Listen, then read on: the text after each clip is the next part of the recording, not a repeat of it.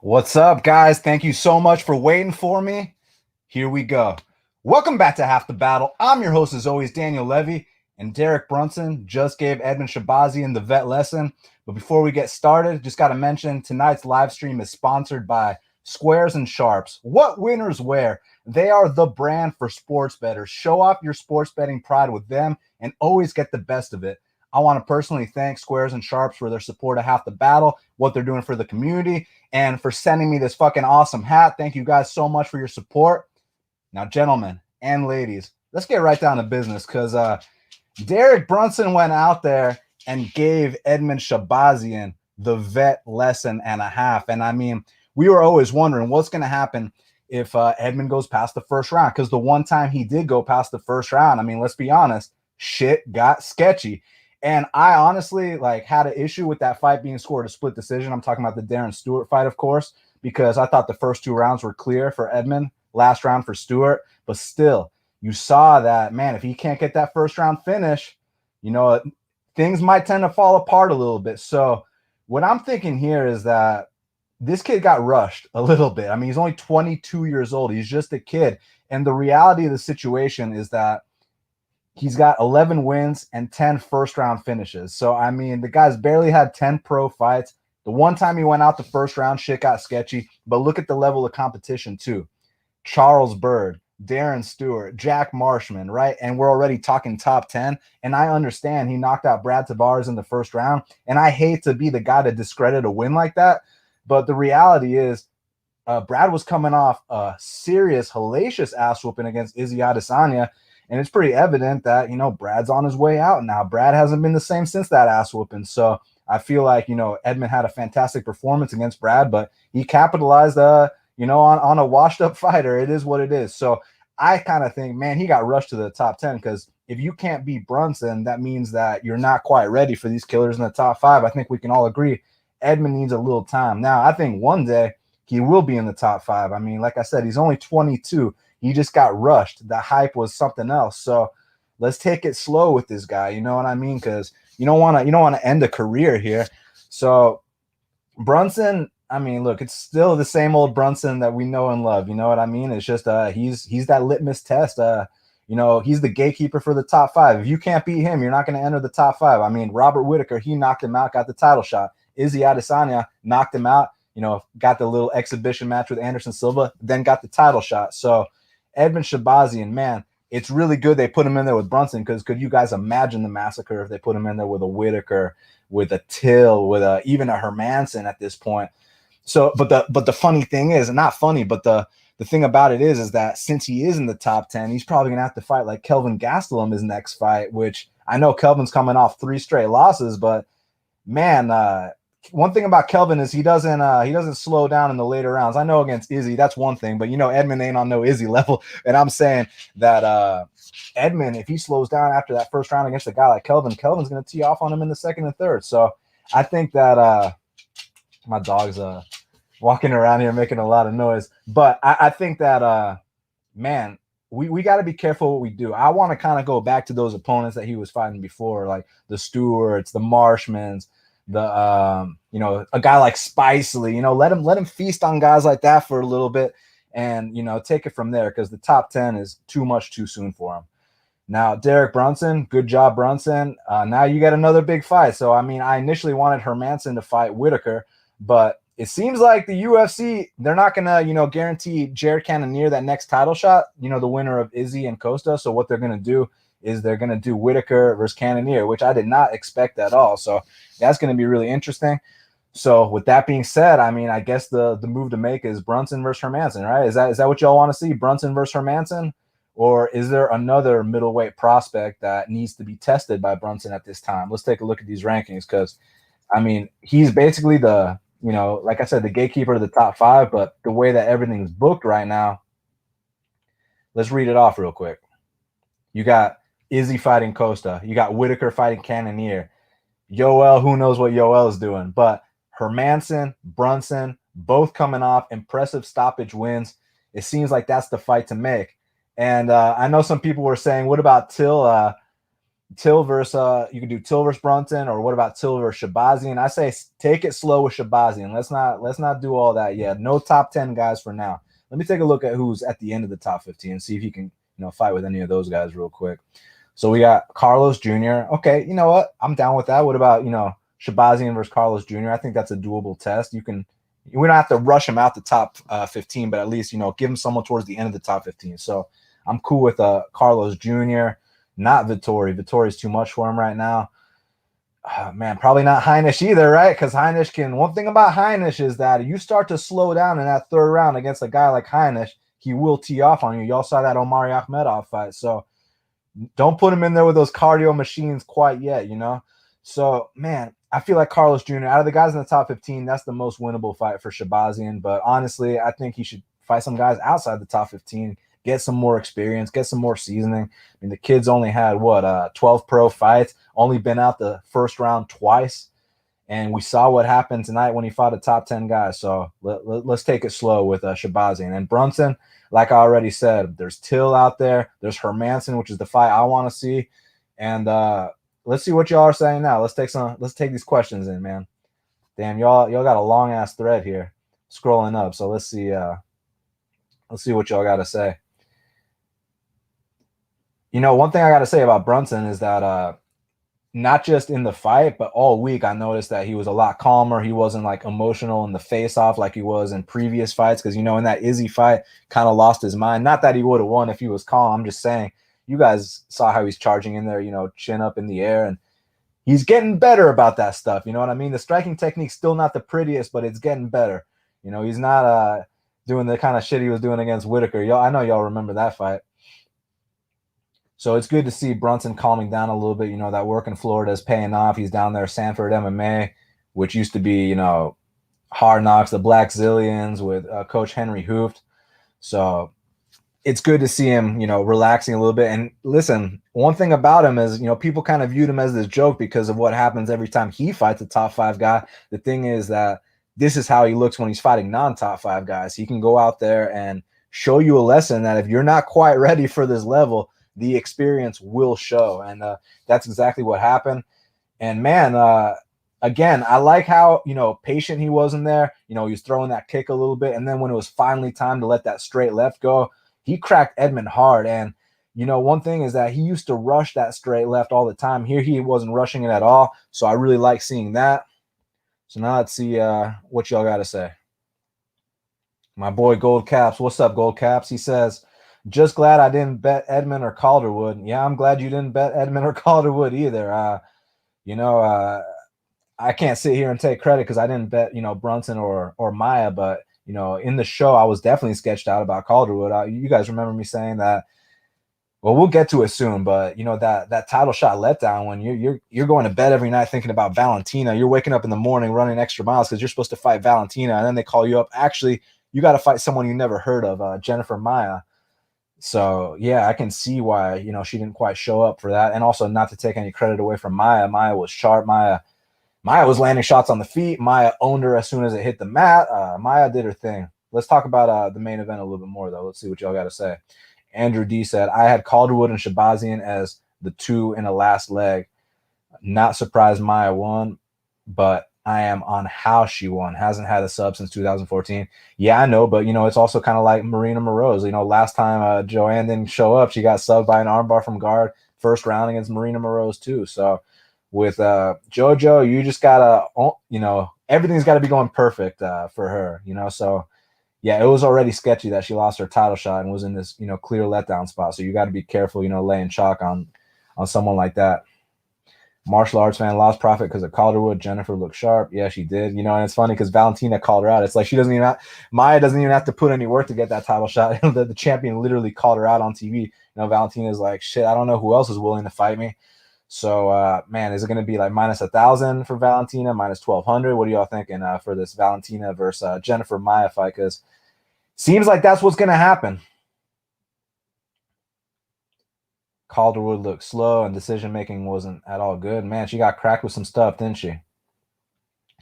Taylor Ramsey. Oh, okay, sorry. Y'all are having a little discussion there. That's cool. All right, Ben said apparently Calderwood fainted after the fight and has to be taken to the hospital. Damn, I hope she's okay. Man, what's going on? What's in the air over there tonight, man? Trevin Giles fainted. Joanne Calderwood fainted. Man, we just obviously wish them the best. I saw someone tweeting something and I wanted to make a little smart ass subtweet, but I was like, man, it's 2020. People don't have a sense of humor anymore, so I probably should keep that shit to myself. But one of the journalist people, that's even funny to call him that, but one of the journalists with the blue check mark was talking about how he's a Houston cop, how could he be scared of anything? And obviously, like, I don't think Trevin Giles is scared, man. I think he fainted. I wish him the best, but since we like to joke around a little bit, I was going to subtweet and be like, well, you don't get guns in the octagon.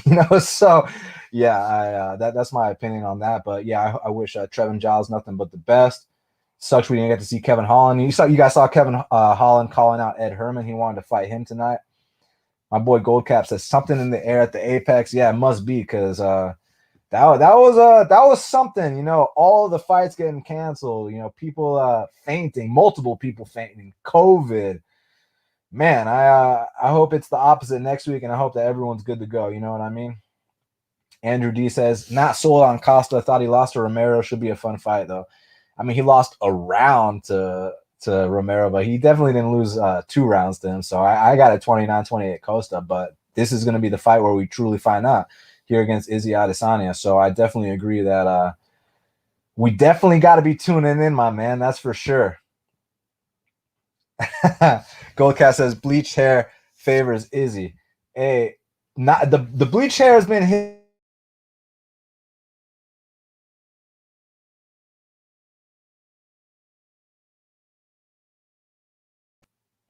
Shit, I saw I just beach balled a little bit.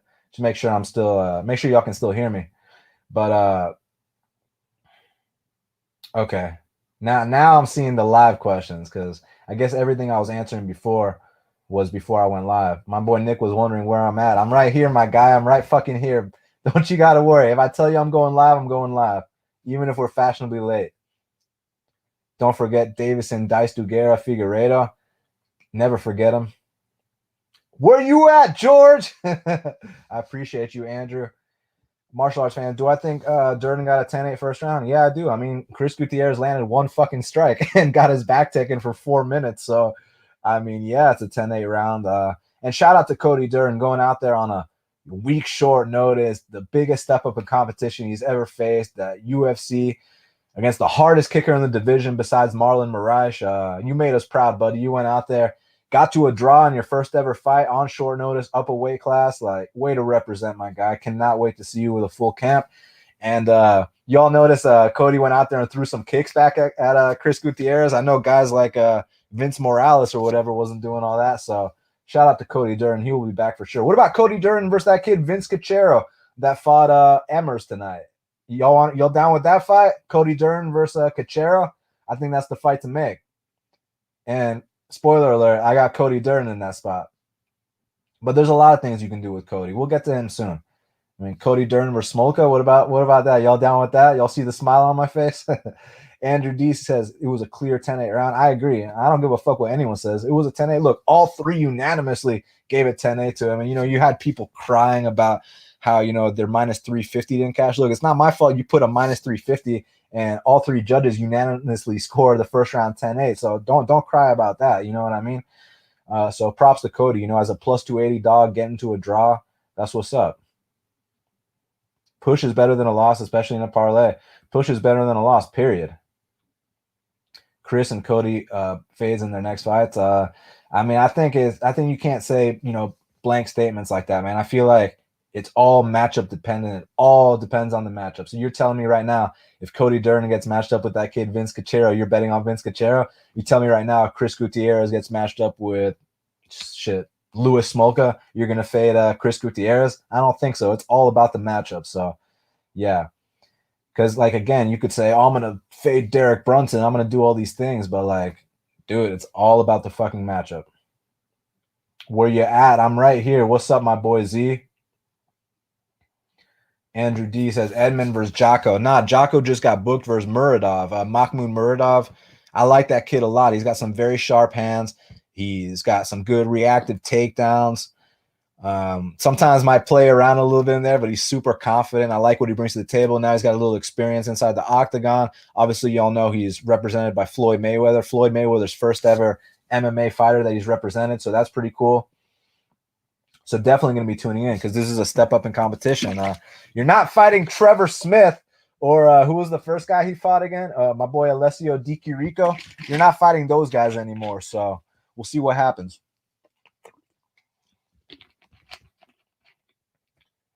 Yo, where BFP at? I'm right here, my guy. Even though I dropped my bottle cap, I am right here. Matchmaking inside the top 15 isn't hard. BFP dipping his finger or what? That's funny. Y'all been liking BFP new thumbnails, been getting better. Yeah, that my guy's making those thumbnails, fucking coming through. I saw him playing Warzone with friend of the show, Jamal Hill. Y'all got to watch out for Jamal Hill. That's a top prospect. I know some of y'all are sleeping on him. Stop sleeping on him. Listen, let me talk about Jamal Hill because I love talking about Jamal Hill. First time we saw him fight in the UFC, goes out there, puts on a volume clinic, lands over 100 significant strikes. Next time we see him, gets a first-round finish against a guy that beat Johnny Walker, against a guy that was, going to all these decisions, with Magomed Ankalaev and all these fucking guys, beat a bunch of Russians in Russia. And Jamal Hill makes it look like, dude, like you're not even near my level. And he's only 8-0. So, yeah, I think it's very bright skies for Jamal Hill. Because it's funny, like I told you all in the past, a lot of my top, light heavyweight prospects, they all lost last year. Johnny Walker, Mikhail Oleg Zaitchuk, Jimmy the Brute Crew. He rebounded, though. And I think, Rakic, even Reyes, he lost his title shot. So all these guys, all my top prospects, even though Reyes, he ain't a prospect anymore, he's a contender. But you guys know what I'm trying to say. He's had less than 10 UFC fights. But my new light heavyweight prospect is Jamal Hill, man. So definitely keep your eye on him. He is I'm very, very impressed with what he brings to the table. See lots of people wearing the sharp hat that aren't very sharp. That's not very nice. Well, they were cool enough to hook me up, Squares and Sharps. I really appreciate them. And, thanks for what y'all are doing. Hit them up, squaresandsharps.com. Maybe y'all like some of the hats. Maybe y'all can wear the hat or wear the square one too. There's some cool dudes. Shark, what's up, my boy Shark? You got to change the title to After the Battle, Dan. After the Battle breaks down the matchups and styles. After the Battle examines the process.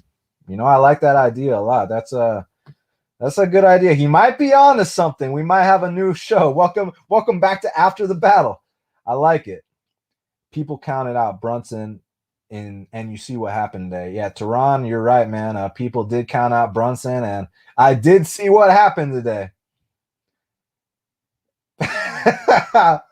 Oh my god, I'm not gonna read that for the kids listening at home, but everyone looking at the screen, that's fucking hilarious. That same Brunson got his ass whipped by Israel. Yeah, I mean, look, it's the same guy. His name is still Derek Brunson. He was still born on the same day in the same place. However, he wasn't charging recklessly in this fight. He didn't lose his composure in this fight. So, and let me give a little credit to Edmund too, because I wanted to say a couple things that I forgot to say, because I get carried away in these fucking things.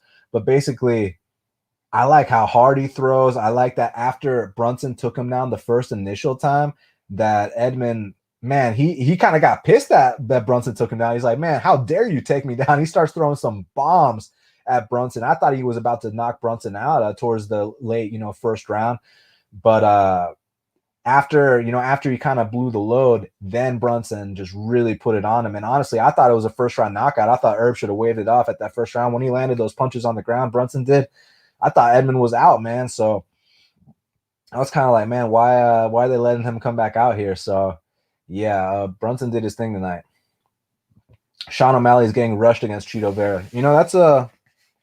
That's a very, very interesting point you bring up there, because you might be right. You might be right. Sorry, I'm really ADD. So, all right, let's talk about this. O'Malley getting rushed against Chito Vera. So one thing I want to know is Marlon Chito Vera going to take Sean O'Malley to that place that Derek Brunson took Edmund Shabazzian to? That's what I want to know. Because look, Sean O'Malley, you can definitely get a first round knockout. So there's that possibility. However, if he does not get a first round knockout against the ultra durable and ultra tough and experienced Marlon Chito Vera, then what? So answer me down below this exact question. Can Marlon Chito Vera take Sean O'Malley to that place that Derek Brunson took Edmund Shabazzian to? Yes or no? Let me know. Jay Weezy says, Edmund Shabazz is trash. I mean, look, this is what happens when, you take that first L, when you're a huge favorite and you have a performance like that. And I don't think he's trash. I just think that he's 22 years old and got rushed to the top 10 before he was quite ready. I think we got to chill out, let him keep, fighting on guys, feasting on guys outside the top 15 and take it from there. Look, I think he's going to definitely be in the top 10 by the time he's 25, but he's 22 right now. So let's just chill out. You know what I mean? Sean says Brunson plus 300, Brunson inside the distance plus 650, Brunson round 3 plus 1400, triple hit. Good shit, man. You should have let me know about all that beforehand, Sean. I would have tailed you on that, man. Sean also says, I've seen these first round KO hype trains and lost money on them. Johnny Walker won't happen again. Yeah, for sure. Johnny Walker definitely let me down against Corey, and then Corey gets knocked out his next fight, of course, so hopefully, I'm still hoping Johnny can come back better because I truly enjoy watching him fight. I feel like some of those highlights, those are the kind of things the fans like to see. So we'll see about his fight with Ryan Spann. It's a great fight for a lot of reasons because Ryan Spann, let's be honest, he's kind of chinny. However, he's very crafty. He's got a sick guillotine choke. He's long for the weight class too, just like Johnny. And Johnny is wrestling a suspect, but he can knock dudes the fuck out. His vertical jump is insane, and that doesn't really matter for MMA, but it matters here because the guy can flying knee like unlike anyone you've ever seen before. So I'm really excited for Johnny Walker versus Ryan Spann. Who y'all think wins that one? Martial arts fan says O'Malley will show up. I'm sure he will show up. 100% he's going to show up. It's just more so than showing up. How does he fight and perform when he gets to that place when they're both tired and it's not about, the fast twitch anymore. It's not about, that, initial first win. It's about what happens when you have to bite down on that mouthpiece when shit gets tough. That's what I want to know about O'Malley. We found out what happens now with young Edmund Shabazzian. Now that he's 22, right now he ain't ready for those deep waters. Down the line, he might be. I want that question answered with O'Malley too. I got to know, man, because dude, like, I love O'Malley. He's fucking awesome. But, like, Eddie Wineland, now I'm not going to, discredit those wins. I picked him in all those fights. But, like, Eddie Wineland, Sukumta, Teko, all these guys, like, these guys are not Chito Vera. So if he does that to Chito Vera, then we're like, okay, maybe you can fight these top 10 guys. But this is going to let us know. And for Chito, I'm curious what he brings to the table because he's got title aspirations of his own. This isn't just some guy that's going to take a knee in the first round and go home, with half his paycheck. He's coming to win, so I cannot fucking wait. Nick says Brunson versus Tiller Hermanson. Yep, I agree.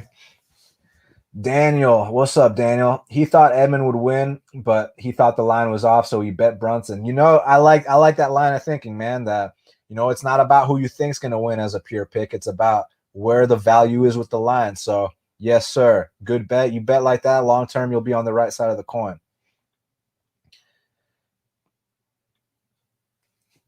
Taylor says, my question is this. What happens if Addisonia beats Costa and Whittaker beats Cannoneer? Yeah, it's a fantastic question. We'll definitely have to address that if that happens. Let's first see if that happens because there's a lot of ifs going on. So got to take it one fight at a time. You never know what other middleweight fights will have taken place by then and how the landscape's going to change. So we just got to take it one night at a time. Brunson versus Fat Boy. Who's Fat Boy? Kelvin? Nah, I mean, Kelvin's coming off 3 losses. I could see it. I mean, honestly, that's not a bad fight for Kelvin, but I guess since, one's coming off 3 losses and Brunson's coming off a win, they might go in a different direction. I don't think it's a bad fight, though. Sean says, I had him plus 300, was way off. Brunson should have been the favorite. I don't understand it, even in the least. You should have let me know, man.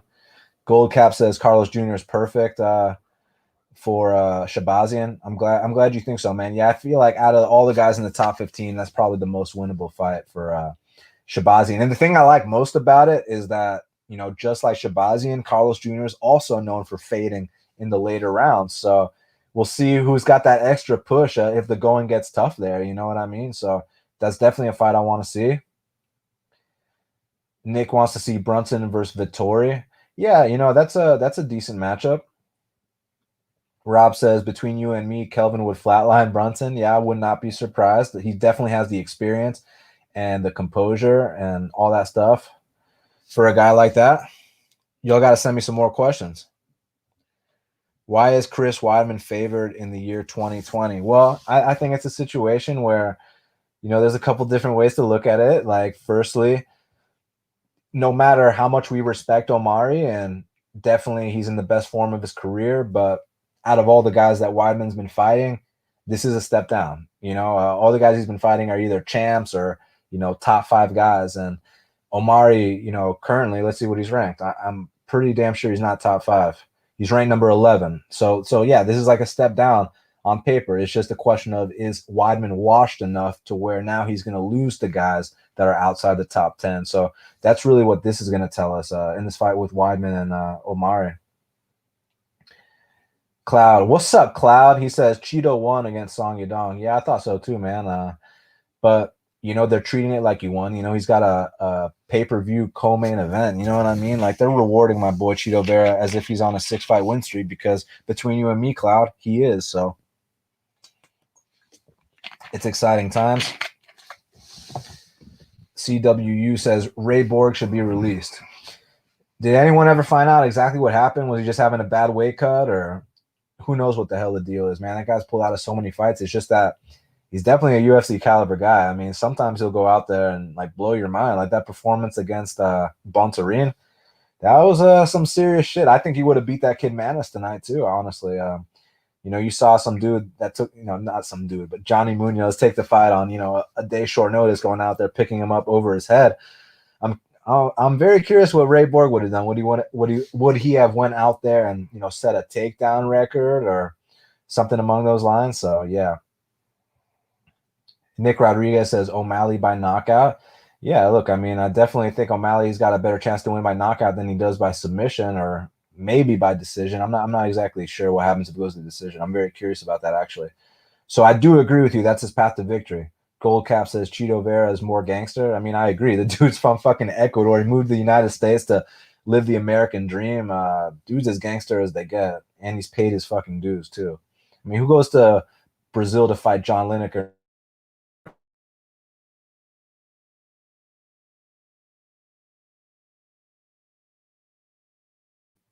Sorry, my shit just did the little spins. But what's so impressive about Cheeto Vera going to the 3rd round with John Lineker is that implies, or winning the 3rd round, excuse me, is that implies that he ate all John Lineker's shots in the 1st and 2nd. So that's a big, big deal in my eyes. Okay, so it looks like my shit scrolled down. So you actually got a bunch of questions I haven't answered yet. So that's awesome. I was thinking y'all were like running out for me. I was like, dude, this is the first time y'all came short, but y'all never come short. So I appreciate that. Edmund versus Anders. Hey, yeah, exactly. Edmund versus Anders, go in that direction. Shout out to my boy, your boy, Eric Anders. Really cool dude. Always been a supporter of Half the Battle as Eric Anders, so I fuck with that guy big time. Okay. Now I'm catching up. So, yeah, we already talked about that. Carlos Jr., perfect opponent. Danny says he thinks Yoel is fighting Jacare. Oh, yeah, is that true? I didn't know that. So that'd be a good rematch. We bet Yoel the first time, cash those dog odds. That was that one of the Conor McGregor cards? I think it was. Taylor agrees that Carlos Jr. makes the most sense for Shabazzian. Nick wants to see Roberson versus Shabazzian. I like that too. See, those are the kind of fights I'm talking about. So I like that as well. Cannoneer and Brunson is what Sean wants to see, but Cannoneer's already booked with Whittaker, so that's not going to happen. Daniel says Carlos is a serious test for Edmund with the grappling. Yeah, but listen, man, like Edmund's ranked like number 9 or some shit, and Carlos is number 15. He's ranked ahead of him, and it's like I think they realized they made a big mistake ranking him that high. So listen, he's in the top 10 somehow. So let him fight someone in the top 15. Carlos Carlos is the most doable one, or else you're going to get the kid hurt. You know what I mean? Or give him guys outside the top 15. Is Jocko not top 15? Good question, Andrew. Currently, Jocko is not top 15. But I mean, I think we can agree he's a top 15 talent. Like, you know, towards the end of the top 15, you know, he's also a good, you know, top 20 gatekeeper kind of guy. And we'll see if Muradov's ready for him. I like Muradov a lot. This is a fantastic test because you have to be a certain level to get past a guy like Jocko. So just like you have to be a certain level to get past a guy like Brunson. So let's see what happens. Sean says Brunson got a new team and stayed at camp the whole time because COVID instead of flying back home. Yeah. He's been doing his thing since he's moved down to Florida. You know, he's 3-0 down there. And he's been beating these guys pretty convincingly too. So it's cool to see. You know, I'm happy for the guy because he's paid his dues too. Let him have some success. You know, normally in normal times he loses to the top prospects. So it's cool to see that finally now, you know, 35, 36, however old he is, he gets some shine too on ESPN. And Edmund, again, 22 years old. He's got plenty of time. So I wouldn't be too down if I was Edmund. Taylor says Romero beat Jacare, then their second fight fell through. Last I heard, Romero was fighting Uriah Hall. Oh, Romero and Uriah Hall. Well, that's a hell of a matchup too. CWU says, why didn't the short fuse and Holland fight come to fruition? Because I mean, you know, the event already started and they're in different weight classes. It just wasn't meant to be. Sean says he lost to Whittaker and Izzy, and everybody makes fun of him. Shaking my head, they all lost tonight. Yeah, no, I think it's more so of, you know, just, you know, the running with his chin straight up in the air, and people love to anoint these guys the new, you know, everybody the next champ. You know, they're doing it with Chimaev now. Chimaev only fucking fought John Phillips and Reese McKee. I got it right this time. So, you know what I'm saying? Like, let's see what happens when he gets to a Brunson type test. Let's see if he passes, because I know everyone's saying he's the future champ now, just like they were about Edmund. So you got to see what happens when they step up in competition, because, you know, no one's exempt from that first L, and no one is exempt from paying their dues either. That's for damn sure. Daniel says Jennifer Maya showed up. Yes, she did. Sean says everybody lost on JoJo. I was never high on. I feel you there. Cloud says does Maya fight Calvillo for number one contender spot? It's a good question. I mean, she might have a direct path to a title shot just because Valentina called her out, you know, and you saw that tweet on the broadcast, so she might just get to skip the line. But we'll see what happens. John says that minus 140 on Calderwood was a trap and a half. Yeah, it was, man.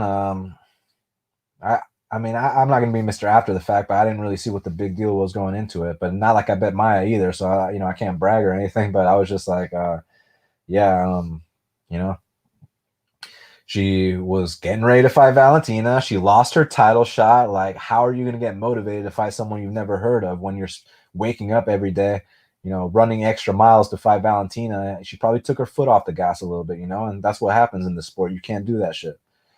MMA Dog. What's up, MMA Dog? Old school OG. He says, this was a different Brunson. I think it threw him off. Give him Eric Anders. Give Shabazzian Eric Anders. Yeah, I'm cool with that. I think that's a good suggestion. Valentina would have murdered JoJo. Minus 1,200. Yeah, I agree with you, man. And he's also got Valentina minus 1,200 over Maya. Only minus 1,200. What about minus 1,500?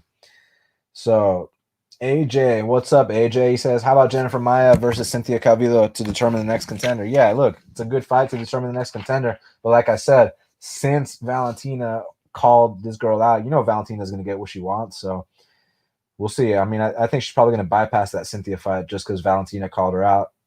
There might be a chance. Is Cynthia injured? Because I'm curious why Valentina didn't call her out. Maybe Valentina called her out too. Who the hell knows? So I guess I'll say this: if Maya doesn't fight Valentina next, she'll probably fight someone like Cynthia. So yeah. My boy Vincent, what's up, Vincent? All in on Brunson. Went from losing 300 to a 1K profit. Shout out to you and Shaq for the knowledge you share every week. Thank you, my guy. I hope everything's good with you. Much love, brother. Taryn Brown says Giles fainted because of the weight cut. You think so? I mean, he had over 24 hours to rehydrate. So you think he didn't put it back on well or something? Or I mean, like if he would have fainted on weigh-in day, that's a different story. But right before they're about to walk out, I'm not sure that's weight cut related because he should have been fully hydrated by then, right? Sean says, Trevin puts his life on the line, bro. Fist fight ain't shit. Yeah, I agree. Taylor says, real talk, a buddy of mine is HPD and knows Giles well. He says Giles is a legit good guy. Yeah, I mean, he seems like a nice guy, and I enjoy watching him fight. Taylor says Costa beat Romero for sure. Yeah, I mean, it's not just opinion, it's fact. He did beat Romero. He got his arm raised, you know what I mean? Still using AOL dial-up DL. Yeah, something like that. I don't know why the fuck we always got that problem, but hopefully y'all hear most of what I'm saying, you know? So, yeah, that 56K. What you know about that 56K? That robot dial-up? Cloud says, what do you think of Derek Lewis? Line seems way off. He's basically KO or bust. What's the line? Let me take a look. I take it 1 week at a time. So the line currently is Lewis minus 265, Olenek plus 225. Yeah, maybe. I mean, I guess I'll say this. If Derek doesn't knock him out, then the line's off for sure. If Derek does knock him out, then, you know, it makes sense. It's just that while Derek is not, you know, teeing off on people, he tends to like lose minutes of fights. So, but Alexi kind of runs himself into the ground in a 5-round fight. I think that the later going has to favor Derek, but there's always that chance that Alexi can get that early sub. And Alexi can crack too, so it's an interesting fight. I just know that, like, I feel like if I bet on Alexi, I know that we only have a certain window of time where we can win that fight type thing. You know what I mean? So that's why it's always sketchy. Warrior, what's up, Warrior? He says Durden smokes Gutierrez on a full camp. Yeah, look, I mean, I'm proud of the kid, man. To go out there against the hardest kicker besides Marlon Moraes in the division on 6-day notice, and you're not fighting like an idiot, like, you know, like Vince Morales. You're trying to trade kicks with him, even though my boy Durden did kick Gutierrez. But I'm saying that, like, you know, he wasn't just backing up, taking shots. I like that he had the right game plan. He wasn't able to execute it good in the second and third round. You know, that UFC debut, you know what happens, that adrenaline dump kicked in, and this is the biggest step up in competition he's ever faced his entire career. But the way he handled it for that first step up, I think he's got a bright future. So, yeah, Cody Durden, proud of that kid tonight for sure. To go to a draw with Gutierrez in your debut, that's solid. And you saw the size difference too, man. Gutierrez looked a fucking weight class bigger than him. You know what I'm saying, man? Durden looked small compared to him, but Durden's an animal. So, and Durden did better than Vince Morales, than Ryan McDonald, than Geraldo. You know what I mean? So that was good, man. I'm happy for him. Can't wait to see what he does next. Give him Vince Cachera, right? Geron wants Tony Ferguson versus Conor McGregor. Yeah, why not? It's a fun fight. I highly doubt Conor wants that fight. He probably wants, you know, either a title fight or a Diaz trilogy, you know, some shit like that. Martial arts fan says Emmers needs to tighten up the defense. Otherwise, he's pretty big for the weight class. Man, should we talk about Emmers? I love his pace. I love his output. I love that performance by Emmers tonight. Now, granted, when he steps up in competition, it might be, you know, a different story. But here against that level guy, he definitely like showed him that, hey, there's levels to this shit. And I thought that was a great performance for his first UFC win. And his post-fight interview was funny. You know, he's not going to let a little guy show him up. Thought that was funny. So good shit by Jamal Emmers. Martial arts fan says Borg would have won the fight versus Manis easy. Yeah, I wonder how many takedowns he would have got. Would he have set a takedown record on Manis, y'all think? How many takedowns y'all think he would have gotten? Do you think he would have survived the 3 rounds, or do you think Borg would have choked him out? So CWU wants to see Edmund versus your boy. Yeah. I think a lot of us want to see that fight. Daniel says Manis is no joke. How'd y'all score that fight? I thought we were about to see our second draw of the night when that hit the scorecards. But honestly, truthfully, like, okay, so Munoz definitely won more minutes of that fight. It's just about how you score that second round, because I felt like Manis was controlling most of the second round, but then Munoz got this big takedown. So it just depends what you score, what you favor more. Third round I gave to Manis, if I remember correctly, and first round for Munoz. So and then you got the point deduction. But even without the point deduction, it would have been 29-28 Manis. So Manis wins that fight with or without that point deduction, according to all 3 judges. Tehran says, what if Edmund loses his next fight? Well, again, one fight at a time. We can't, talk in like these what if situations. Just got to see what happens and then take it from there. Goldcap says, you're right. I thought Brunson was a fade. Yeah, again, it just depends on the matchup. Kerr says, getting tired of Borg. You might as well call it a career. Yeah, but he's only like, 26, 27. He just needs to get whatever is going on outside. He just got to get his shit together pretty much, because I still feel like he's a very solid fighter, you know what I mean? And it's not like he's a guy that should be fighting on regional scenes. He's definitely a UFC level guy, so I think he's just got to get it together. We don't really know what's going on behind the scenes. I don't know shit about what's going on with Ray Borg, so it's got to be something for him to pull out to that extent, you know what I mean? Taylor says, Muradov ain't lost since 2016 either. Yeah, but now he's in the UFC swimming with the sharks, so we'll see if he can keep that streak up. I definitely like what I see. The talent is there for sure. Martial arts fan says, Munoz not bad though. Yeah, for a day short notice, not bad at all. I mean, you got takedowns in the UFC fight. Let's see what happens on a full camp. Am I drinking water? Yeah, I'm drinking water with some Pedialyte powder. You know what I'm saying? Shit tastes amazing. Jamal Hill is decent at Warzone. Hell yeah, I heard my boy likes to camp out and snipe. Is that true? Rumors has it that he's a pretty decent sniper. So shout out to Z, shout out to Jamal Hill, Preston Richards. Luque has won 8 of his last 9. He deserves a big fight next. Neal versus Magny winner. I think he's won more than 8 of his last 9. I think he's won like 10 of his last 11. Let me look it up. Vicente, one thing about him is he wins fights.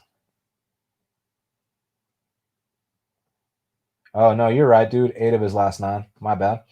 So, yeah, why not? Winner of Neal versus Magny. He was initially supposed to fight Magny at one point, and then I think he ended up fighting that kid Krantz. Krantz stepped up when Magny pulled out. It was that LGD 4033 or whatever the fuck the shit was called that Magny was taking. And so I'm down to see Luque fight the winner of that. Look, honestly, though, Luque and Neal is such a good fight. Okay, I'm not going to say anything against it. It's like, I kind of want to see Neal get that Tyron Woodley fight, but now he gets to, take out Magny real quick, and we'll see what happens. But yeah, I like that suggestion for sure. Speaking of prospects, how about the hype train derailment era? I mean, this is nothing new, man. This has been going on for years. The hype derailment, this is the UFC, the ultimate proving ground. And if you're not quite ready for the level they put you on, it will be exposed very, very quick. Tehran says, what weight class is Jamal Hill? 205. I know, right? The guy's fucking huge, 6'4" with the massive reach. He's definitely one of these new breed 205ers. You definitely got to look out for him. Taylor Ramsey says, speaking of okay, sorry, I already read that. Oh, you typed it twice. That's funny. Tehran says, who are your lightweight and featherweight prospects? Ranked or not ranked? There's this kid I like named Omar Morales a lot. He is actually, it's funny, he's 35 years old, but he doesn't have much mileage on him. I like watching him fight a lot. Kama Worthy, even though he's not, a prospect, he's kind of a veteran. I feel like he's been flying under the radar in those divisions. And yeah, there's a lot of other guys too. If I had a list in front of me, I could definitely, I might have it written down, because I always have my power rankings written down. So, okay, I do have them.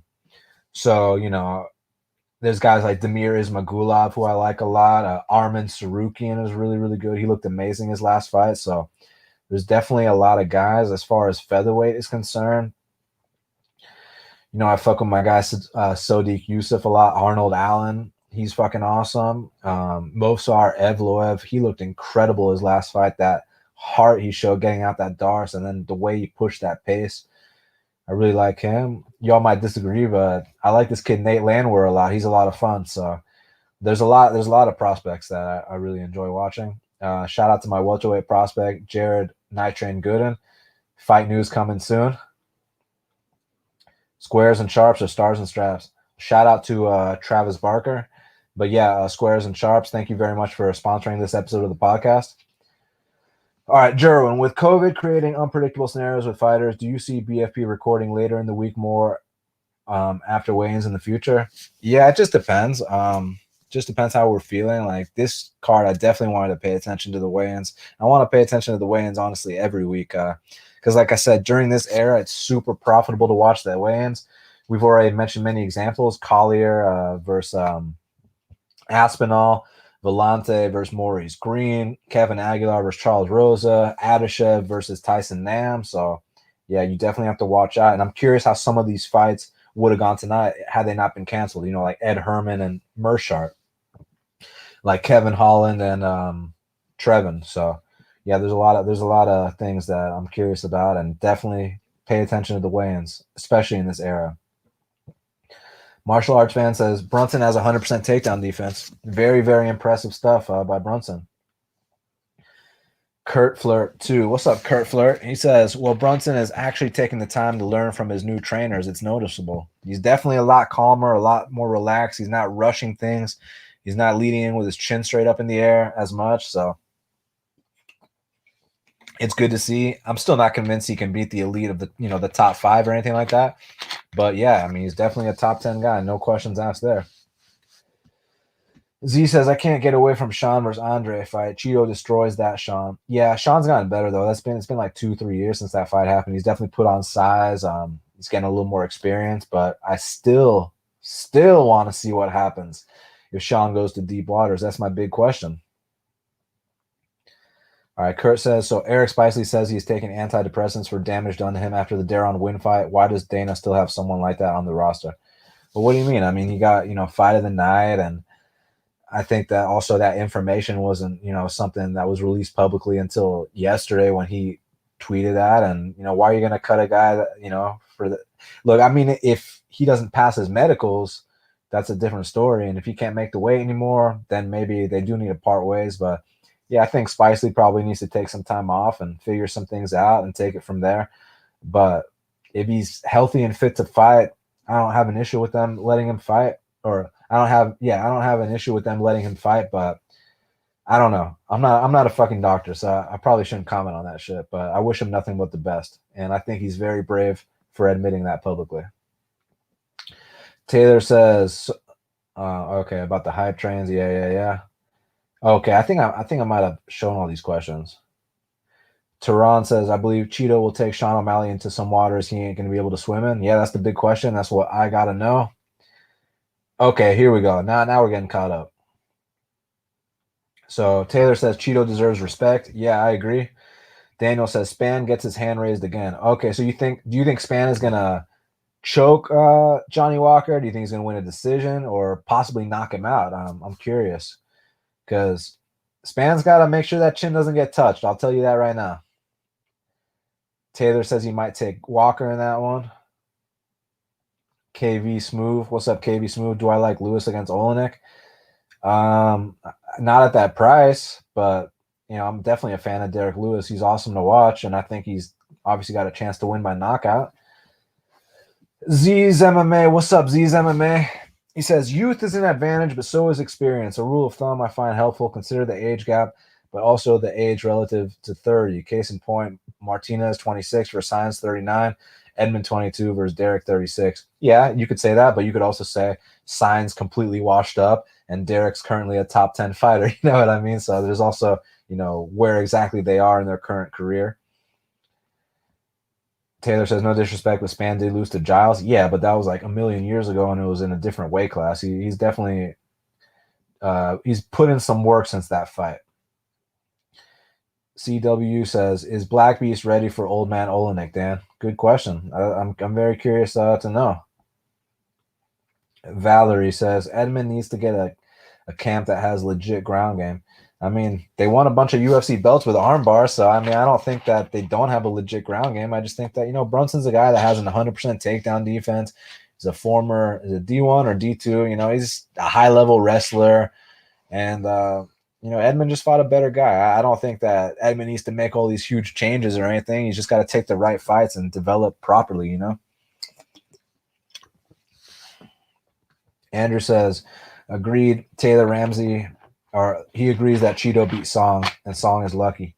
Song's not just lucky for that fight. He's lucky for the Cody Stamann one, too. Because I thought Cody Stamann low-key won. I don't care what anyone says. I know some people disagree, but I had Cody Stamann winning, and I had Cheeto winning, but I had Cheeto winning a little bit more obviously than Cody Stamann. But I thought they both broke Song Yadong. Tron says Sean O'Malley is too cocky for me. I mean, I kind of like him. I think he's a cool guy. It's just that, again, before you anoint someone a future champion, let me see how they swim in deep waters. Taylor says, them Jacksonville judges bent over Cheeto. Yeah, they fucked a lot of people with those scorecards. Okay, I already answered that. I agree. Okay. Sometimes like this shit will like scroll me down all the way. We got to talk about Luque here in a second.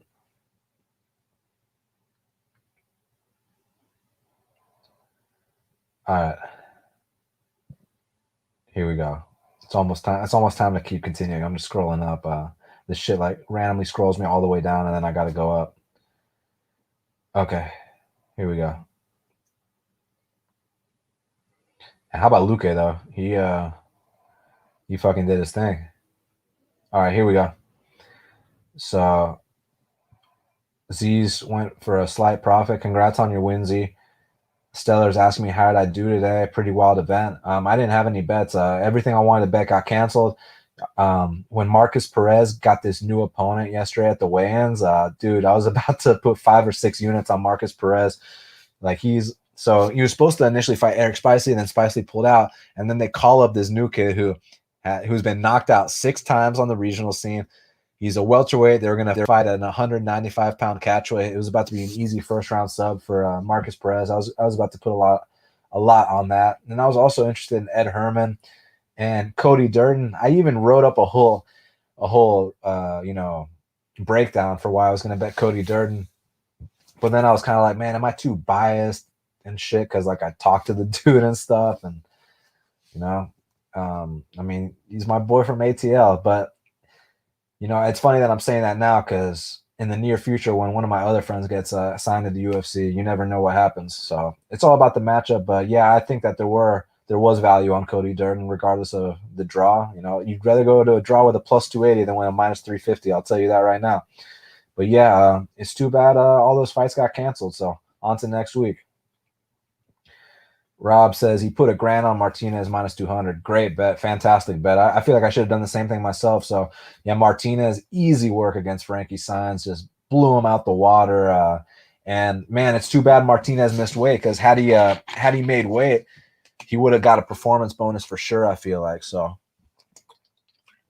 but regardless, good stuff by him. Valerie says, should Shan change camp to somewhere with a better ground game? Did I already answer that? JJ says Omari's going to murk Weidman.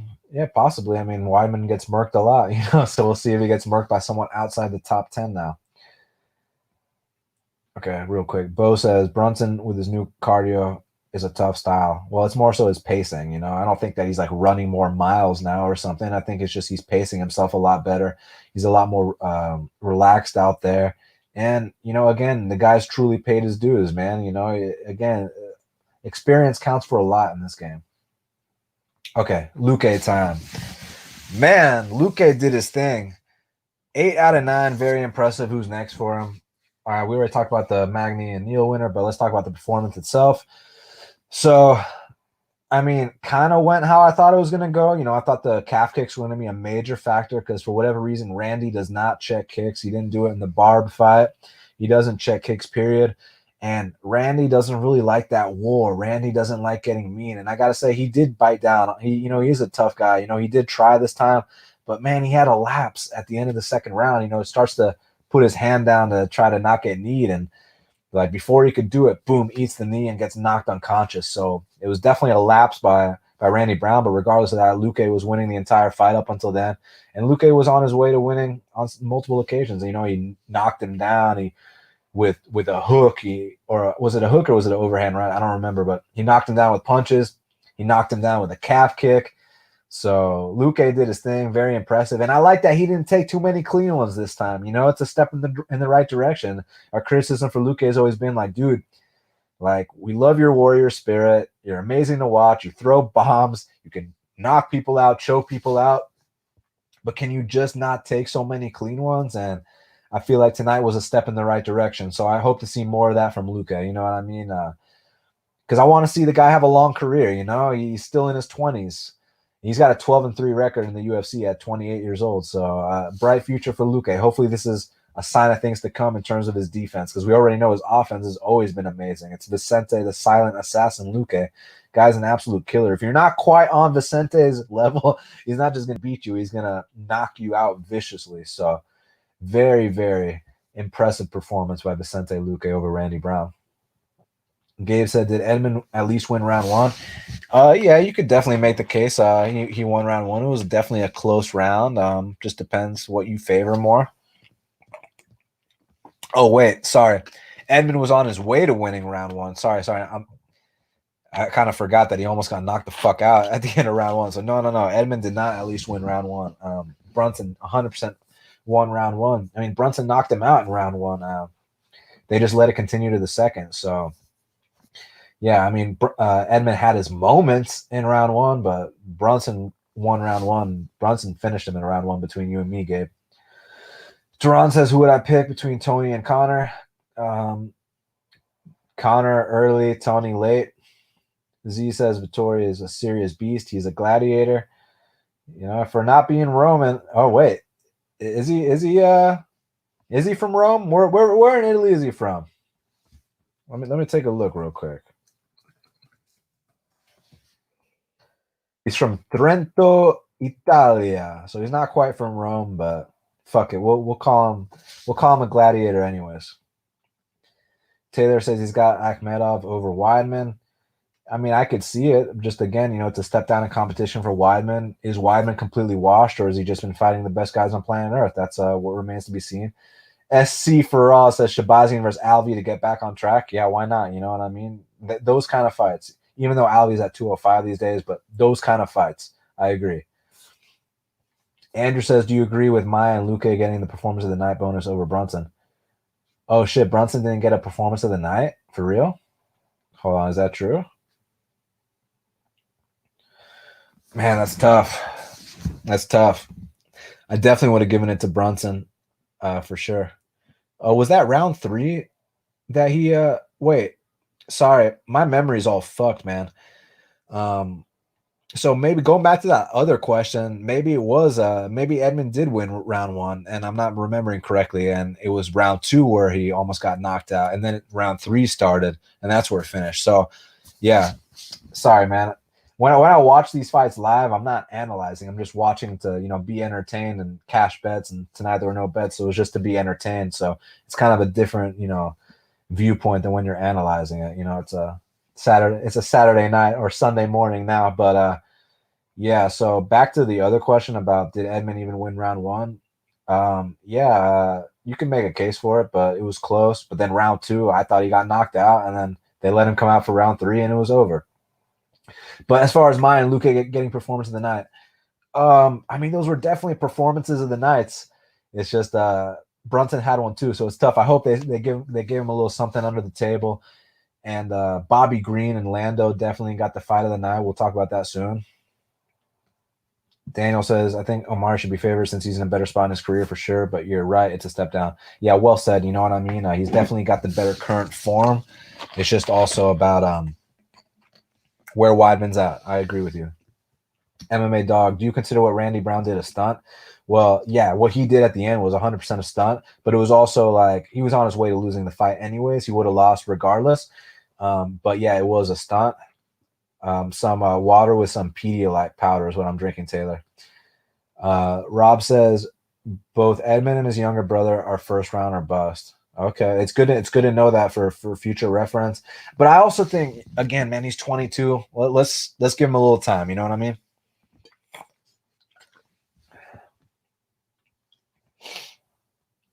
Okay, JJ clarified for us that 2 out of 3 judges gave Derek Brunson round 1. Okay, all right. So no, Edmund did not win round 1. JR Smile says, do you think Israel getting into the UFC at a later age helped him overall mature? Yeah, could be. You know what I mean? Some guys, it just really depends who you are. You know, John Jones was the youngest champion in UFC history.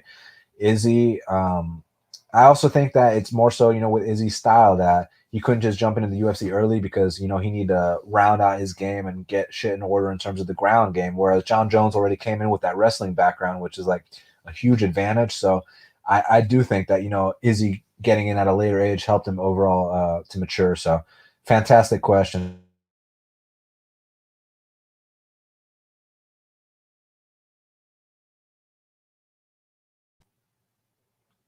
Nick Rodriguez says O'Malley is more gangsta. He is friends with Snoop Doggy Dogg. Yeah, I love when Snoop Dogg commentates those Contender Series fight. He was definitely hilarious. Daniel says he bet Brown at plus 155. It kind of hurt. Those leg kicks played a bigger factor than he expected. Yeah, I mean, you could definitely see it on tape. In that Barberena fight, he was definitely not checking kicks, and Vicente came out a little bit more defensively aware, which I was really happy to see on his part. John says, how do you like the Anzonan opening line? Man, I wish there weren't these small-ass limits, and one book on the opening line. I wish it was something that you could go out there and fire hard because, for a fact, you give me plus odds on the Anzonan against anyone in that division, we're firing. So, yeah, that's what I think. Taylor says, go back and watch old O'Malley amateur tape. He struggled on the mat. Yeah, I know. I watched those fights. I know he's had those moments, but I don't put any stock into that shit. Amateur fights, you can't watch amateur fights the cap pro fights. But I still want to know what happens in deep waters in 2020. Payman says, can you please do your prediction video a couple days earlier this next card? So my boy Payman wanted to hear an Eric Spicely versus Marcus Perez breakdown, a Timur Valiev versus Jamal Emmers breakdown. So you didn't want to hear the Vince Cachero versus Jamal Emmers breakdown. You want it early. Look, I really appreciate you wanting me to put out content for you. I appreciate you listening to what we do and supporting. Thank you so much, Payman. Truly appreciate it, man. Rob says, what were your plays tonight, bro? I think was that you that asked that earlier, or was that someone else? But I didn't have any plays. All my shit got canceled. Or I didn't even bet anything, but what I wanted to bet got canceled. I mean, DraftKings was real fun tonight, losing Holland 5 minutes before the fight. Oh my god, man, that sucked. I had him in some of my lineups. Is this juice you're drinking? I mean, might as well be, right? It tastes good. Taylor says he truly believes Dwalishvili gives O'Malley issues. Yeah, I think he could too, but he's fighting Dodson though. O'Malley, martial arts fan, says O'Malley won grappling matches recently. Look at his topology. I know I saw him choke out Takanori Gomi. That was pretty badass. Even though Gomi's at the tail end, it's a different sport. Still a 55er versus a 35er, and still a former Pride champ. So that was pretty cool. Daniel says, how would you line Murdov versus Jocko? Well, for our sake, hopefully Murdov's the underdog, right? Kurt Flirt says Edmund versus Holland. Hey, I'm down. Why not? That's a very fun fight. But the thing is, I think Holland wants to fight like next week, and Edmund probably needs some time off after he just got TKO'd. So, yeah, I think we should, take it slow. Martial arts fan says, took an L to Hector Lombard. Strange. Who took an L to Hector Lombard? Taylor says Romero versus Hall is confirmed August 22nd. Munoz versus Edgar. Oh, nice. And there's another fight August 22nd that I can't quite say yet, but just wait. Just wait till you hear what's happening August 22nd. Just remember I alluded to something happening August 22nd, and you'll hear it first from me. So just wait. Geron says, it really amazing me how people are writing off Tony Ferguson since he lost to Justin, saying he's old and needs to retire. Bet if Tony would have beat Justin, no one say he should retire. Yeah, but he didn't beat Dustin or Justin, you know what I'm saying? But yeah, he's still a top 5 guy, so we'll see what he does next. Kyle says, yo, Dan, showing some support again as always. Absolutely thank you for all your time. Great night of fights. Thank you for your time, Kyle. Truly appreciate it. CW says, is Valentina healthy? I don't know. Is she? Jerwin says, who are you looking forward to watch most on Dana White Tuesday Night Contender? Kenny Cross and Bruno Oliveira. I didn't really want to say anything because I want to see what the odds are, but yeah, Kenny Cross and Bruno Oliveira are 2 guys I'm really looking forward to seeing. Kenny Cross, a very dangerous striker in the lightweight division, serious knockout power. He's long, and he's the real deal. And then Bruno Oliveira, he's fucking vicious at 185. He's huge. He's like a 6'5", Johnny Walker looking guy for a 185, and he's like this Muay Thai champion, but people don't really know about him. But he's like a secret weapon down at ATT. Look out for Bruno Oliveira. Z says, I want to do this one with you tonight. Do what you want to hear, like here on the show or on Warzone or what? Taylor says, speaking of Shaq, when are we going to get our boys on the post-fight show? Love hearing his input. Let me message him right now, see what he's doing. Yo, what up, Shaq? You want to come on this live stream for a few minutes with me?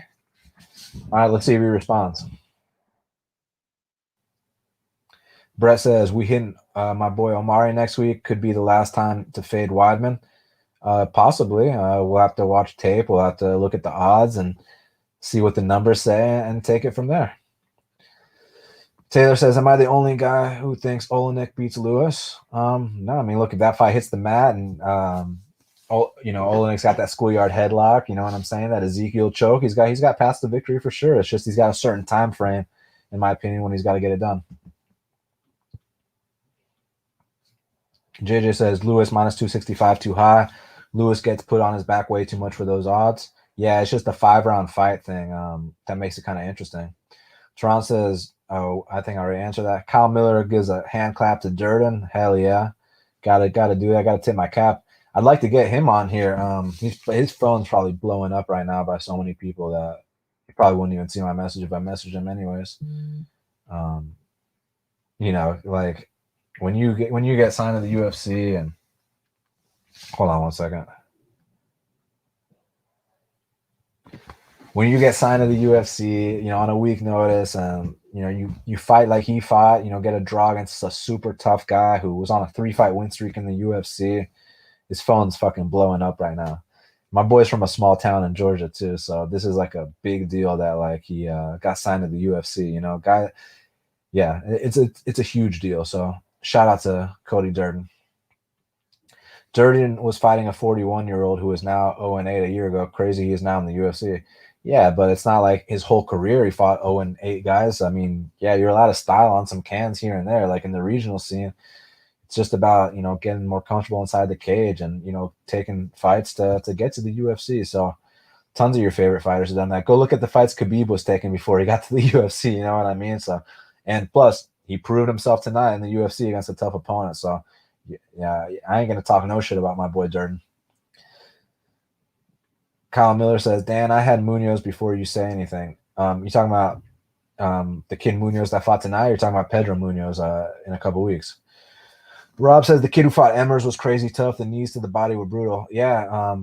Is Cachero Mexican or is he Hawaiian? Because either way, he's tough as fuck, man. And that guy's durability was crazy. I want to see him and Durden fight.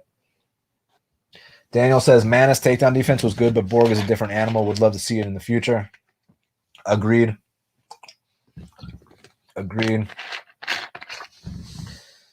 Bro, can't believe you haven't talked about Martinez. Martinez looked fucking amazing, man. Borg reminds me of Gastelum. What do you mean? Like with the weight shit? But we don't know for a fact if he was going to miss weight. There's a chance, though. There's a good chance. At this point, it's like the boy who cried wolf, right?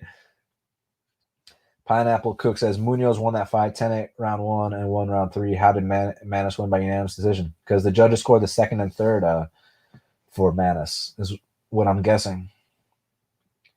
Kyle Miller says, yeah, how about Martinez versus the vet Sainz? Oh, man, he destroyed Frankie Sainz. And Frankie Sainz tried his best. He's a max effort guy. It's just that when you're 40 years old in the bantamweight division of today, of 2020, and if this was 10 years ago, Frankie Sainz would be fighting in the flyweight division. So, yeah, it's one of those situations where it's wrong place, wrong time, baby. You know what I'm saying? So, props to Jonathan Martinez. And I love the aggression from Martinez. I love the output. I love how he's starting off with those teeps to the body, kind of get the air out, get those hands to drop. Then he starts going up top.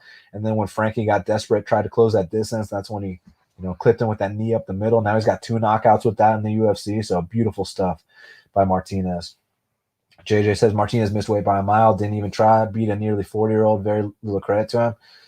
Yeah, I mean, whatever. Got his win bonus, you know what I'm saying? Went out there, won the fight, and didn't just win. He styled on him, too. It's not like he barely squeaked by. I mean, he destroyed him pillar to post. So, Yeah. Kyle says Luque first man to KO Bilal. Hopefully the only, you know what I mean? Shout out to my boy Bilal. That's a real dude. I love Bilal. Geron says Edson is fighting Jeremy Stevens in October. Thoughts on that fight? Great fight. Fucking great fight. And makes sense. You know, both guys are in similar spots in their career. I think Jeremy's winless in his last 5. Edson's on a 3-fight skid. And plus, they've both been in the UFC for a long time. Both actually got some hard kicks. Obviously, Edson's always been known for his kicks, but Jeremy can kick some calves too. Don't make no mistake. I'd say Edson's got better kicks, but Jeremy probably punches a little harder. And, you know, at 45, it's going to be interesting. So, yeah, I'm excited for that fight. I think they probably line Edson a slight favorite there. Taylor says, way off subject, but since we're talking 185, Puna, Haley, Soriano, you got any ideas of any opponents for him? Yeah, he was supposed to fight someone, but it got canceled. Let me look up who it was real quick, and I'll tell you. So Puna, Haley, Soriano, shout out to that guy. He came through against Oscar Pijoto. He's supposed to fight Eric Spicely and Anthony Hernandez. Yeah, why not? Give him some shit like that. You know, just, again, take it slow with these guys. Let them get their feet wet in the UFC, and take it from there. Oh shit, my boy Z just gave me a shout out on Twitter showing the kind of shit I do for the team on Warzone. Check it out. I just retweeted it. So Keith says, dude, that Durden call was so good. I thought he was going to edge it. That second round was close. Yeah, he did his thing. I think what happened in the second round, he almost edged it at the end there. But that armbar attempt, I don't think he was expecting that armbar attempt, you know? He was only really worried about Gutierrez kick, so he didn't really think there was any threat whatsoever on the mat. So I think that kind of surprised him a bit, and then he kind of gave up the round as a result. Daniel said, I was worried about the damage Luque has taken, but he's really tying up his defense, which is a great thing to see. Yeah, exactly. I totally agree, and I was really happy that, you know, like I said, it's a step in the right direction. So I hope he can improve upon that and go out there, keep winning fights. Keith said he caught Brunson at plus 220 after the first. Good shit, buddy. Congrats, man. Larry Dallas says Luque is small for 170. He should drop to 55. What? Could you imagine? Would he like cut off his leg to make 55? No way in hell, dude. Vincent says make Brunson versus Chimaev so Brunson can stop another hype train. Okay, real quick, because I got to know how high on Chimaev y'all are. Let me know in the comments below who y'all got if they make the Brunson versus Chimaev fight. So, also, let me know this. Is it Goat Maev or is it Fraud Maev? Let me know in the comments below, please. Alonzo says, my boy Vincent started, my boy Vicente started doing well, but he always got into brawls. Yeah, he guy's an animal, guys. Guy lives and dies for the brawl. Cloud says, Vicente is definitely one of those dudes you don't want to fight. Better be ready for war, a la Nico Price, or you got to be a serious technician. Otherwise, that dude is gonna otherwise, that dude is fucking you up bad. Yeah, well said, man. You have to be a certain level to beat a guy like Vicente Luque. You got to be willing to go through that war, that fire to beat a guy like him. Vicente is a serious guy in the welterweight division, and he has been for a while, and he's been paying his dues. Now he's won 8 of his last 9, so Rob says we both know you're fading Weidman, bro. I mean, maybe not. Again, fight week for this next card starts tomorrow, so we'll definitely take a look. I'll definitely be watching tape on that fight. That's for damn sure.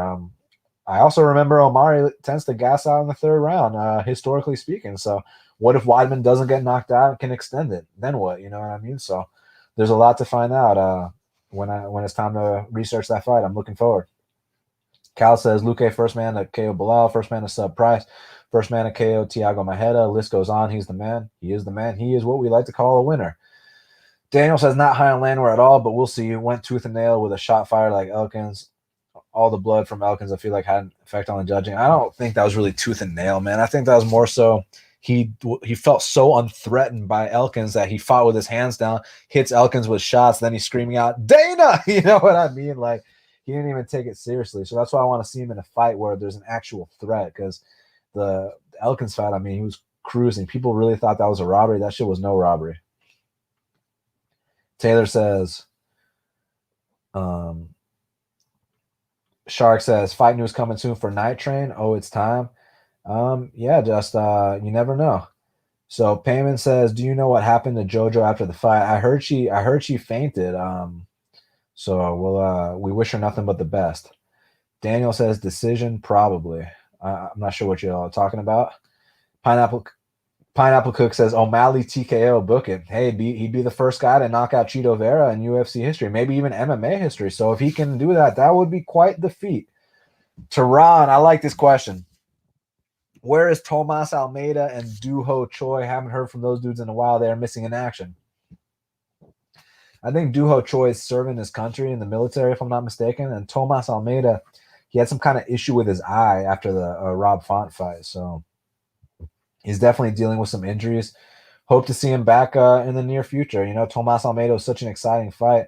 He's such an exciting fighter. It's just, man, I wish his chin was a little better. You know, I think it's a situation similar to Luque, where early in his career he just took too many shots, and now it's starting to catch up to him. Whereas Luque made the adjustment, and Luque's got a chin of steel too, so there's a little bit of a difference there. But he's got that Luque striking defense, and his chin can't take it. So it was really unfortunate because Tomas Almeida, offensively speaking, is beautiful to watch.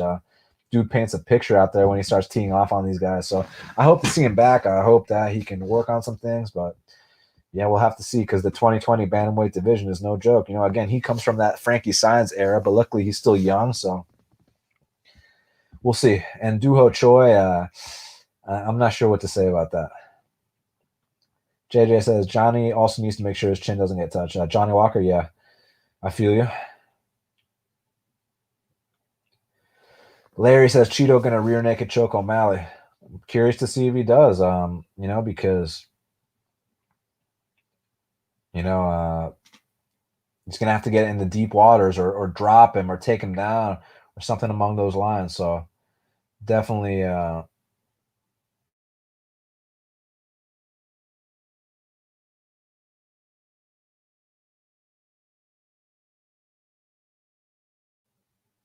Teron says, I bet Dana White is pissed his future star lost to Brunson. Yeah, but I mean, the kid's only had a few UFC fights, so he'll be back. He's only 22. He's got plenty of time, man. Vincent says, any night train news? Dan, soon, very soon. SC for all, Black Beast will insta-tap if the Russian gets into side control and pulls on that neck. There's always a chance. There's always a chance that happens. That's what we got to look out for sure. Teron says, I believe Jeff Neal would knock out Vicente. Z says Night Train minus 1,000 or value. Minus 1,000 versus who? Daniel says slight profit for me. Bet 2 units on Brown plus 155 and 1.5 units on Brunson at plus 285. Congrats, man. All right. Man, this shit flies by. I have so much fun doing these with y'all. I really appreciate y'all being here. Damn, y'all still got some more questions for me, but let's start to get to the end a little bit here. So if y'all got any more questions for me, just let me know below. I'll go ahead and answer them. But I'm starting to get ready to wrap this thing up. So Taylor Ramsey, Luque or Chiesa, or Luque versus Chiesa. I think Chiesa has a fight, right? Doesn't Chiesa have a fight? Let me check. I'm down for that. I mean, I got Luque in that fight, by the way, but I think okay, no, Chiesa doesn't have a fight. Man, Chiesa loves to pick and choose his fights, doesn't he? So let's see if he accepts that. I hope he doesn't try to pull the whole never heard of him card. You know what I mean? Because it's like, dude, you know exactly who Vicente Luque is. Kyle says, I am extremely biased on my favorite fighter, Luque. Brown is the man. He will be back better. Hopefully. You know what I mean? Because he wasn't looking too bad, even though he was definitely losing. But the way he got knocked out was so vicious that I hope it doesn't fuck with his confidence too much. Pineapple says that was round 2. He almost got knocked out. I know. I corrected myself.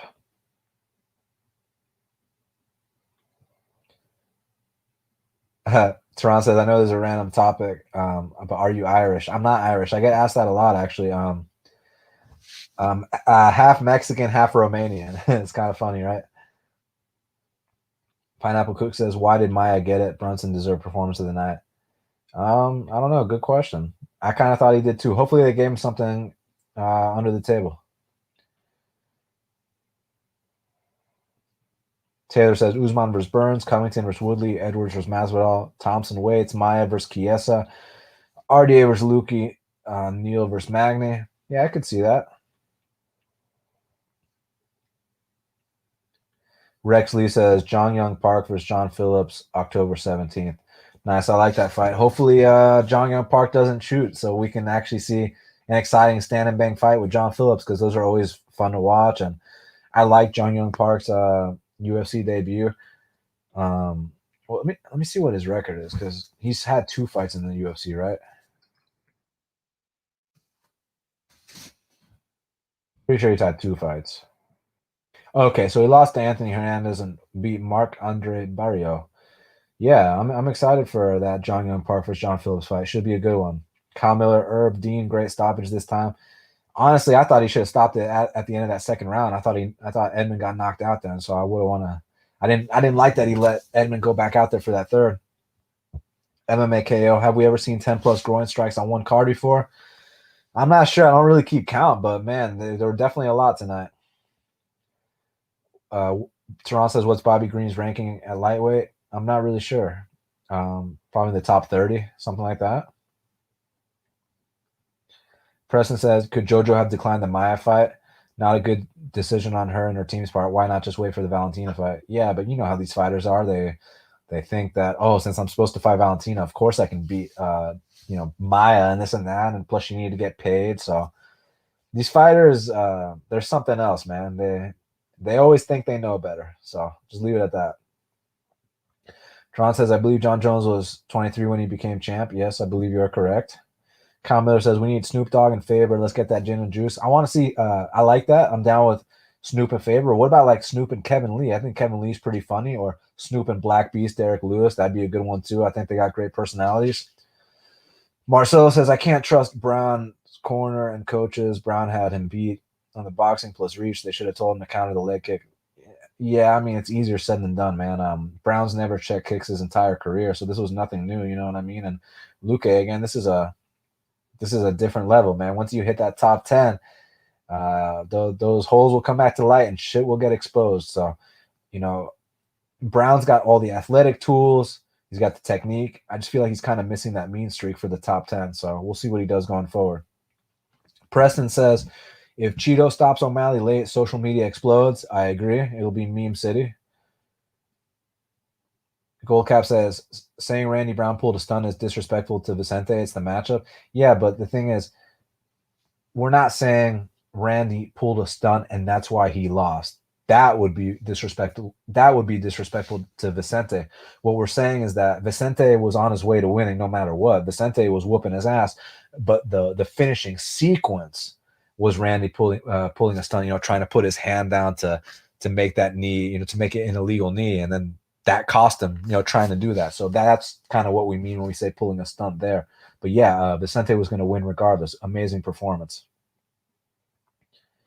James Vick, 822 confirmed. Nope, not James Vick. Marcelo, I disagree. He beat him in the boxing. Y'all are having a little discussion. Let's see. Kyle Miller. Luque essentially gets in a dick measuring contest every fight, and as a man with a young child who doesn't go to the bar, I'm not sure. He says he needs a Luque in his life. Yeah. Luque is the fucking man. MMA says you should set up the super chat function if you can. You have to turn it in the monetization section of YouTube in case you didn't know. No, I didn't know. So I appreciate you telling me. Yeah, this is my third live stream ever. So I'm just rolling with the punches, but I appreciate the heads up because, yeah, it'd definitely be nice to have a little better organization with it. There's a lot of fun. I appreciate y'all sticking around with me. Getting to the end of these questions real quick. Bill says, "It would have been a bad night if I didn't hedge with Brunson plus 350. All my parlays got smashed." Well, congrats on that hedge. That definitely did save you. Good job there. MMA KO says, "Sainz got knocked out like 5 times in that fight." Yeah, I thought it was like 6 or 7. No, I'm kidding. But yeah, he did. Darius says, "I'm never betting again." Damn, man, you got to use proper discipline, money management. And I wonder what your bets were, but I wish you nothing but the best. And sometimes you got to know when to say when. So if it's your time, thank you for your service, Darius. No, but I wish you nothing but the best. Taylor says, "Since we're all bouncing around tonight, myself included, Khabib beats Gaethje, then beats GSP. Where does that put him in the GOAT convo? Right up there, man. Top 3 for sure. But Bill is saying 28-1, so he's saying Justin Gaethje's going to win. Damn. JJ says Edson versus Stevens is a banger. I agree. Yes, it is. Definitely will be. JJ says Luka is not small for 170. I know, I agree. What was that dude saying? He should drop to 55. Like, dude's going to have to cut off both his legs and like his ear and make 55.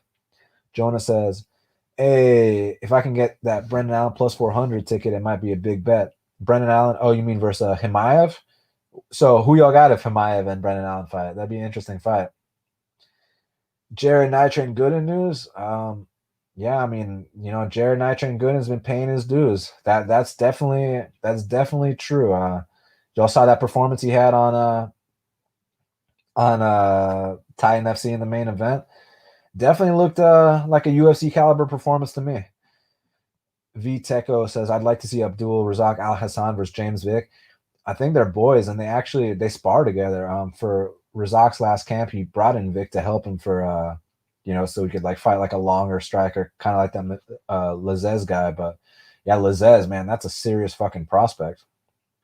Taylor says, speaking of Snoop and Black Beast, Lewis got in the pit at my buddy's show. The footage was awesome. Props to the skinny kids around doing their best to shove Derek Lewis around. Man, that'd be scary. Hopefully Derek didn't hurt anybody, but he's a cool guy. He knows the limits for sure. All right, guys, it's almost time to wrap this up. Rob says, long time listener of the show. Much respect to you and Shaq. Thank you so much, Rob. Truly appreciate that, my guy. JJ says Chiesa does love to pick and choose his fights. Yeah, he does. On a personal note, how long have you been practicing BJJ? For a little bit, man. I'm a one-stripe blue belt under Professor Guy Curry. It sucks that this whole COVID shit went down because I haven't been training as much, the last few months, but I want to get back in there. Got that first stripe earlier this year, so man, and it pissed me off because it was like such an accomplishment because normally like 80% of jiu-jitsu practitioners quit after blue belt. So when I got my first stripe, it was kind of like letting me know like, hey, like I'm in this for the long haul. I do want to get my black belt one day. But then this COVID shit hit and it was like, fuck. So I hope to go back very soon. So in the meantime, I've just been like running and doing push-ups and shit like that. But there's nothing like jiu-jitsu. So definitely want to get back in the gym ASAP. Dane, what's up, Dane? He says, I love the post-fight stream. I have to ask, are you representing ATL? If so, who are the best prospects coming from the Dirty South? Hell yeah, I'm representing the ATL to the day I die. Cody Durden, who you saw tonight. Jared Nitrain Gooden, who you'll see pretty soon. Robert Hale. We got a lot of them. Jamar the Rockstar Whitehead. That's my amateur prospect who's undefeated. He's my 21-year-old phenom. He's about to go pro here soon. Let me see what he's doing right now. If he's not like, banging a different bitch tonight, maybe he wants to I can't use words like that with non-close friends. If he's not banging a new girl tonight, maybe he wants to come on my show tonight. Let me see. What's up, bro? Want to hop on my live stream for 5 minutes? But yeah, tons of prospects around here. My boy Juan Puerta, he's not really, I mean, he is a prospect, but he's like super experienced. He was the, I think he might be the Combate champ now. I know he was the Titan flyweight champ. He's a badass. There's a lot of guys. Incel Revolution says, I think it's time for Shabazzian to leave Glendale Fight Club. Yeah, but I mean, like, what do you want him to do? Like what exactly is Glendale doing that's fucking him up is what I'm curious about. You know what I mean? Because, like, I don't think he's that bad. I just think he's kind of young and green. Just give him time to develop, honestly, is what he needs to do, I feel like. He says, yeah, but having Edmund as your coach is like having a chiropractor perform heart surgery on you. I mean, that's funny, but like, you walk into his gym, you'll see 6 UFC belts on the wall. So again, I don't think he's that bad. I just think that, some of the shit he said in the Ronda era was more so like, so it's either say that she's going to go out there and like knock out Floyd Mayweather or say that she'd get knocked the fuck out. Obviously, he's not going to publicly say she'd get knocked out because then he's going to miss out on all that money. So, this game is a business. You got to understand that. And you got to take one for the team, for the guys on your team, and have their back no matter what, even if it looks a certain way. So I feel like people need to understand that. SC for all says both Chiesa and Ponzinibbio only want to fight the easiest opponents. Hold on a second. Yes, I agree. But Pons, why do people shit on my boy Pons? Firstly, Pons has been out with like some like serious injuries, man. Like I heard that he almost died, and he's like just can't catch a break. So I don't see how Pons has been wanting to fight easy opponents. I disagree. I think Pons is a scary dude. I just wish he could be healthy. Daniel says Herb's been slipping for a while. Herb Dean, yeah, I agree. He has, man. Taylor says, I already talked to Shaq about this. Y'all ever make it to H-Town? Let a long-haired brother know. I want to take y'all out, buy you foods and drinks, and talk about that life, that MMA life. I appreciate that, man. We'd love to. How hot is it in Houston right now? I know H-Town is kind of hot right now, but I'm definitely down. Head movement. I know that was a classic line. Definitely was. You from the South, for shizzle. Yeah, born and raised Atlanta, Georgia, till the day I die. You already know the deal. All right, so I'm just doing a quick little scroll up to make sure I didn't miss nothing. And then after that, we're about to call it. You know, it's 2 a.m. So I appreciate y'all sticking around with me. Pineapple Cook says, Khabib is choking out Justin, lock of the year. Speaking of that, I got a friend who put 24K on Khabib to win 10K. That's how confident he is. So at least he agrees with you, right? there's you got that going for you. He's pretty fucking sharp. He does this shit for a living. So we'll see what happens in that one. It's interesting because, you know, Justin's got the D1 background. So what if he's able to keep this standing? Then what? You know, that's what makes it such an interesting fight. All right, guys. I think, what's up? I'm gonna have to block this guy out. That was easy. spamming the chat. All right, guys. Thank you so fucking much. I truly appreciate it. Let's start doing this shit regularly. I'm gonna be back next week. You guys already know where to follow me. My show, Half the Battle, which you're listening to right now. My other show with Dan Tom, Line Movement, at line_movement on Twitter, linemovement.com, the Line Movement MMA Betting Show. That's my new show with Dan Tom. It's different than my show with Shaq. Because, you know, with Shaq, it's just a different, like, we just have a different vibe. You know what I mean? With me and Shaq, I guess we'll, you know, say more like, you know, more of the inappropriate jokes. And I guess with Dan Tom, it's more technical or so. So y'all let me know what you think. And also got the Patreon show with Brett Apley and Kyle Marley. And we talk about some fun shit there too. So yeah, I really appreciate you guys so much. Thank you very much. Follow me at Best Fight Picks, bestfightpicks.com. Shout out to my sponsor for today's show, Squares and Sharps. Thank you all very much for sponsoring this episode. To all my supporters, my fans, thank you guys so fucking much. You guys really make my day, make my year. Truly appreciate it all. We will speak soon. And until the next time, let's cash